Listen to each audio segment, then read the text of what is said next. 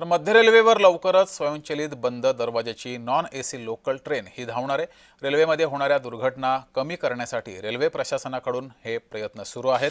चेन्नई येथील ICF factory ही train तयार करते। कुर्ला कारशेडमध्ये ही ट्रेन दाखल सुद्धा झाली आहे। या ट्रेनमध्ये जाळीचे दरवाजे आहेत, खेळती हवा राहण्यासाठी मोठ्या खिडक्या आहेत, CCTV सुद्धा असणार आहे। चालकाशी थेट संवाद सुद्धा साधला जाणार आहे। तर कशी असेल ही स्वयंचलित दरवाजे असलेली लोकल, पाहुयात आमचे प्रतिनिधी मनोज कुलकर्णी यांनी घेतलेला आढावा। बहुप्रतीक्षित अशी स्वयंचलित दरवाजे असलेली लोकल मुंबईत दाखल झालेली आहे।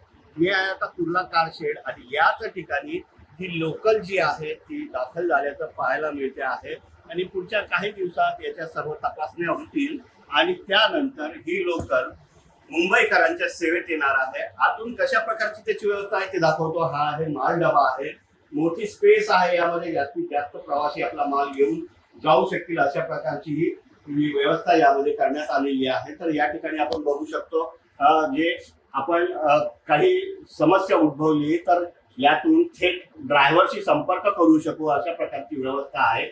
बोलल्यानंतर चालकाला आवाज जाईल आणि त्याचा आवाज सुद्धा आपल्याला येईल अशा प्रकारची व्यवस्था ही या ठिकाणी प्रथमच करण्यात आल्याचं पाहायला मिळते आहे।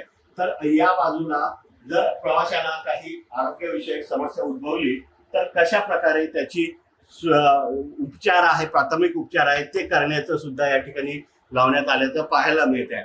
आता सर्वात महत्वाचं म्हणजे या ठिकाणी स्वयंचलित दरवाजा जो असणार आहे तो कसा आहे बघूया। हा स्वयंचलित दरवाजा आहे आणि व्हेंटिलेशन साठी याला जाळ्या लावण्यात आलेल्या आहे, ज्या आतमध्ये पण असणार आणि बाहेरही असणार अशा प्रकारचा हा दरवाजा आहे। जर प्रवासी एखादा आतमध्ये अडकला, बाहेर अडकला किंवा दरवाजामध्ये अडकला तर यातून सिग्नल जाणार आहे। अशा प्रकारची ही व्यवस्था या ठिकाणी या डब्यामध्ये करण्यात आल्याचं पाहायला मिळते।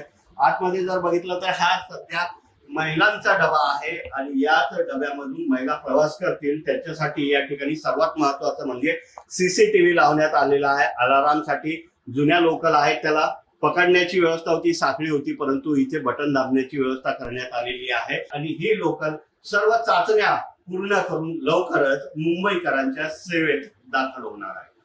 व्हिडिओ जर्नलिस्ट मनोज कुलकर्णी, जय महाराष्ट्र, मुंबई।